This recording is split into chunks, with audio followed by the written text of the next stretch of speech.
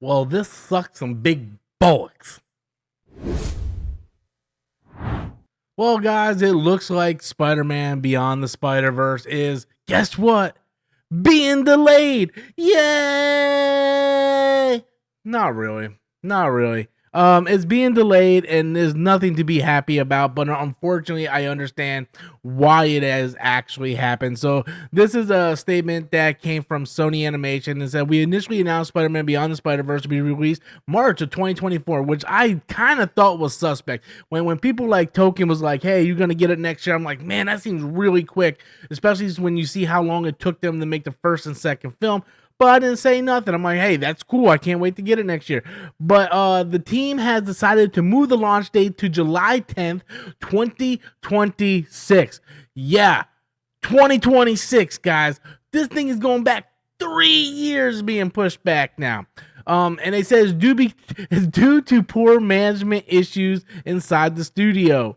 They are an extremely talented team and sorry for making the fans wait 3 more years to see the conclusion of Miles' story, but we need more time in order to deliver the best finale possible that the silly little guy deserves.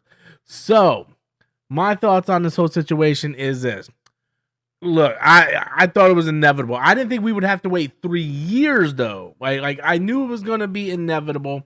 I knew we were gonna have to wait a long amount of time. I was thinking 2020, like the end of 2025, mid 2025, summer 2025. I thought we were gonna have to wait for.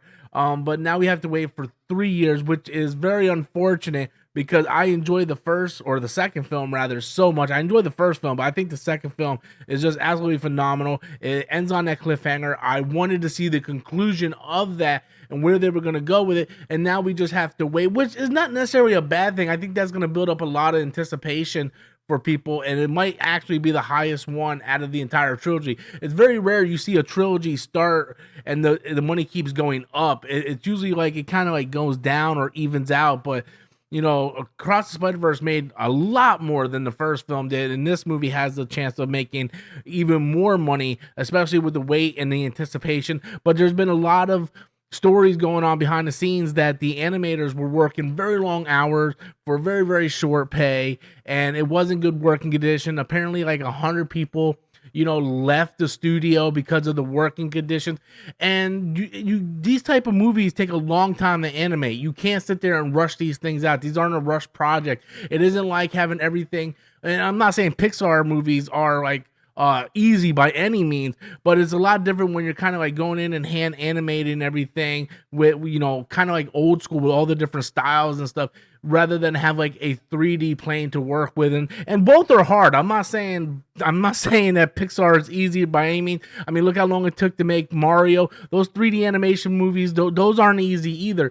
I'm just saying with all the different styles that they're trying to pull off in these Spider-Man Across the Spider-Verse movies, that it takes more time, more attention to detail, and you can't have people working under those conditions, those crunch conditions.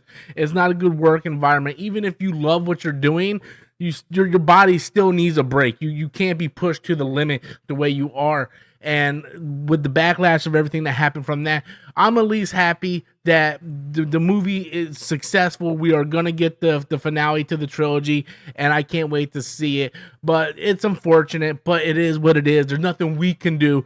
But I think the animators deserve to have good working condition, get paid well, and let's get this movie out in 3 years, and hopefully it's a fantastic conclusion to this trilogy. But I want to know what you guys think. Be sure to leave your comments in the comment box below. Smash that thumbs up and subscribe button. And until next time, as always, I'm Robert Storms, and that is my opinion.